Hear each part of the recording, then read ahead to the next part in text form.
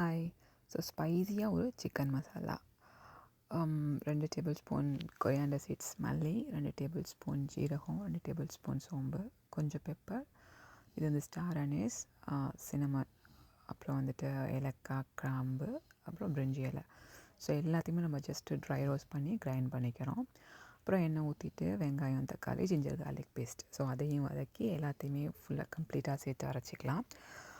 அரைச்சிட்டு நம்ம சிக்கன் போட்டுட்டு என்ன பேசினாலும் ட்ரம் ஸ்டிக்கோ இல்லை சிக்கன் தைஸு எதுனாலும் இதுக்கு வந்து சூட் ஆகும்.